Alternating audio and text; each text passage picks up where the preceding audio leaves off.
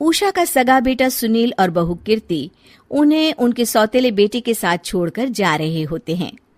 बेटा, तेरी जब कमाई बढ़ जाएगी कम से कम तब तो मुझे तू लेने आ जाना। हाँ हाँ माँ, क्यों नहीं। चलो भी, अब कितना लेट कर दिया है, टैक्सी इंतजार कर रही है बाहर। हाँ हाँ चलो।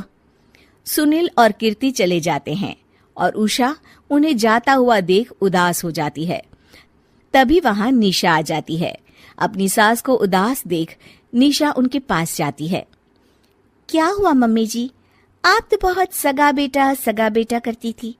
आपके सगे बेटे ने तो आपको छोड़ दिया और चले गए अपनी अलग गृहस्थी बसाने। देख बहू, मेरे बेटे को कुछ भी कहने की जरूरत नहीं है। मुझे यकीन है कि जब उसकी तनख्वाह बढ़ जाएगी तो वो मुझे लेने जरूर आ जाएगा। हाँ, ये भी देख लेंगे कि वो लोग आपको वापस लेने आते हैं या नहीं। तब तक तो आप भी यहीं हो और मैं भी। उषा अपने बेटे के ना होने से बहुत ही उदास रहने लगती है। उन्होंने खाना खाना भी छोड़ दिया। सुनिए जी, मम्मी जी ने आज भी कुछ नहीं खाया। जब भी खाने के बारे में पूछती हूँ तो कह देती हैं भूख नहीं है और अपने कमरे में ही बैठी रहती हैं। ये सुनकर ऋषभ अपनी माँ के पास खाना लेकर जाता है। माँ, सुनील बेटा आ गया तू? ओह, तू है। माँ, मैं खाना लाया हूँ, खा लीजिए प्लीज। आप ऐसे भूखी रहेंगी तो बीमार पड़ जाएंगी। मुझे भूख नहीं है, ले जा तू खाना। ठीक है, फिर जब तक आप नहीं खाएंगी मैं भी नहीं जाने वाला यहाँ से।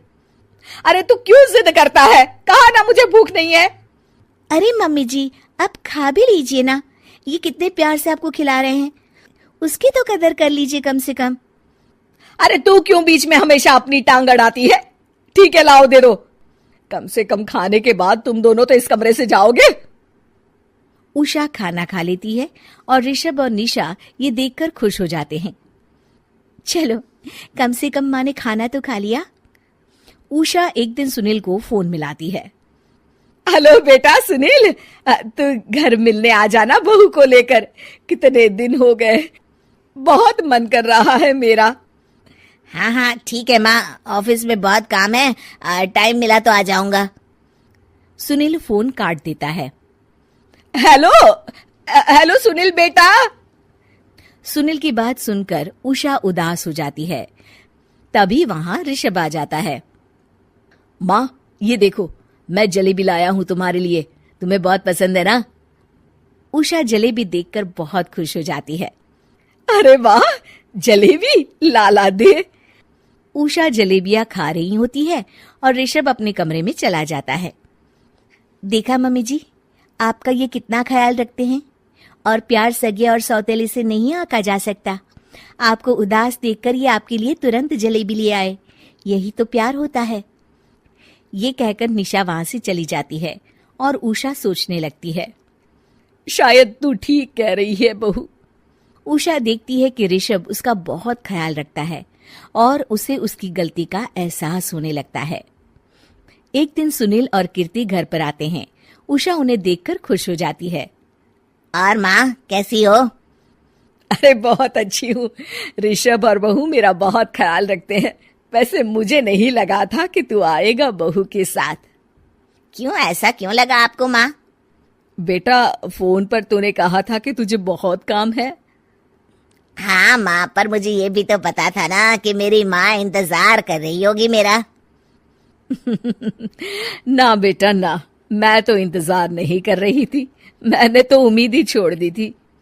सुनील को यह देखकर अजीब लग रहा होता है कि उसकी माँ ऋषभ से अब बहुत अच्छे से बात कर रही होती है और उसके आने की उनको कोई खास खुशी भी नहीं होती है। अपनी माँ का ध्यान न पाकर उसे थोड़ी सी जलन महसूस होती है। माँ, ये देखो मैं क्या लाया हूँ, साड़ी तुम्हारे लिए। हाँ बेटा, अच्छी है साड़ी तो। अच्छी है तो फिर आप आज इसे पहनो और फिर कहीं घूमने चले जाते हैं।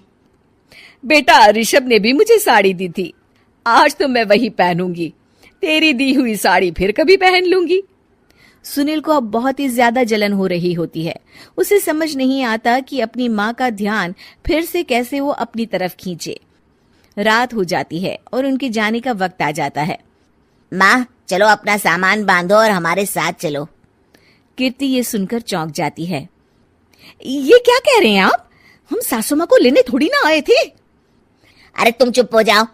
माँ चलो जाओ, अपना सामान बांध लो।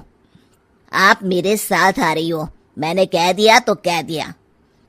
अरे पर बेटा, तेरी तो तनख्वाह कम है, मैं तुझ पर बोझ नहीं बनना चाहती। अरे मुझ पर बोझ नहीं हो माँ, बस आप चलो ना, मैं लेकर ही जाऊंगा आपको। नहीं बेटा, अब मैं नहीं आना चाहती। मैं तो अब ऋषभ और बहू के साथ ही रहूंगी। ये सुनकर ऋषभ चौंक जाता है। ये क्या कह रही हो माँ? हाँ बेटा, मैं कहीं नहीं जाने वाली अब। माँ अब सच में नहीं जा रही? नहीं बेटा, मैं तो तेरे पास ही रहूंगी अब, और जो प्यार मैं तुझे नहीं दे पाई वो सब दूंगी बेटा। ऋषभ और उसकी माँ गले मिलते हैं और निशा खुश हो जाती है।